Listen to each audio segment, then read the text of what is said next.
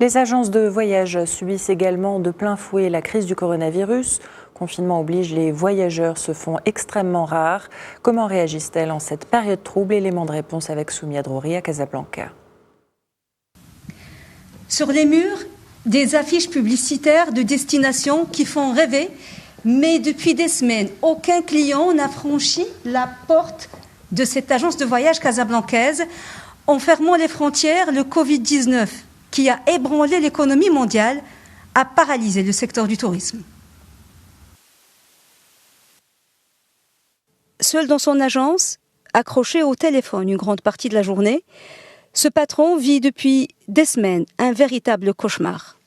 Des annulations en cascade et zéro commande pour les mois à venir, à l'instar de tous les professionnels du tourisme. Je considère que le secteur du tourisme, comme d'autres secteurs d'ailleurs, il a été, comme tous les secteurs de services, il a été touché de plein fouet par la crise du Covid-19. Bon, on parle d'une cessation d'activité à partir du mois de mars, mais chez les agences de voyage, on a commencé à sentir cette crise, malheureusement, et cette réduction du volume du chiffre d'affaires à partir du mois de décembre. À cette période de l'année, en temps normal, cet open space, aujourd'hui vide, ne désemplissait pas. Pour cette agence, dont l'activité était très axée sur le tourisme réceptif, la crise s'est déclarée très tôt, bien avant la fermeture des frontières marocaines. Notre business, il est axé surtout sur le marché asiatique. On reçoit beaucoup de groupes étrangers qui viennent de l'Asie et on assure plusieurs voyages et plusieurs déplacements des Marocains sur les pays asiatiques. Donc depuis le commencement du Covid-19, on a senti, pour ne rien vous cacher, une baisse de chiffre d'affaires de 50%, si ce n'est pas plus. Selon les estimations de la Confédération nationale du tourisme, rien que pour les 3 mois d'avril, mai et juin, les pertes du secteur sont estimées à 34 milliards de dirhams, alors que les emplois menacés dépasseraient allègrement les 500 000. Face à l'ampleur des dégâts, les professionnels, et à défaut de juguler la crise, tentent de temporiser. Depuis le salon de sa maison, transformé en bureau le temps du confinement, Khalid Ben Azouz, président de la Fédération nationale des agences de voyage du Maroc, se bat tous les jours pour amortir le choc. En tant que Fédération nationale des agences de voyage du Maroc, on regroupe 1450 agences de voyage. Et en tant qu'opérateur touristique, on participe au PIB vers l'équivalent de 7%.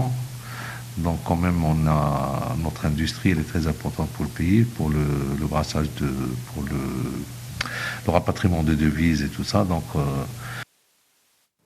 En attendant les mesures qui seront prises par le gouvernement pour soutenir le tourisme, le ministère de tutelle a déjà pris des dispositions importantes. Selon les responsables, en plus d'être une bouée de sauvetage pour les agents de voyage, le projet de loi 30-20, adopté en urgence au Conseil de gouvernement jeudi dernier, viendrait aussi protéger les droits des consommateurs, un cadre réglementaire provisoire qui s'applique à tous les professionnels du tourisme, en particulier les agents de voyage, les hôteliers et les compagnies aériennes.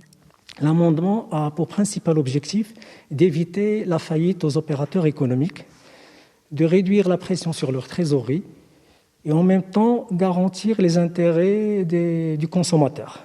Donc, bon nombre d'opérateurs, plutôt bon nombre de consommateurs avaient prévu de se déplacer, de consommer des packages touristiques, mais force de constater, à cause de la pandémie, personne ne peut se déplacer. Donc là, c'est une mesure qui renforce à la fois notre arsenal réglementaire, mais aussi qui donne toute la garantie aux clients. Et notre ministère, il a répondu favorable à notre doléance qui concernait les avoirs. Pourquoi ? Parce que les agents de voyage, ils ont reçu de l'argent de chez leurs clients et que eux, les agents de voyage, ils ont déposé chez des différents fournisseurs. Ces différents fournisseurs ne peuvent pas rembourser, ni ils donnent juste des avoirs, donc ça va être la même chose. Ces mesures d'urgence, aussi courageuses soient-elles, ne régleront sûrement pas tous les problèmes des professionnels du secteur du tourisme, mais elles leur permettront au moins de se maintenir à flot en attendant la fin d'une crise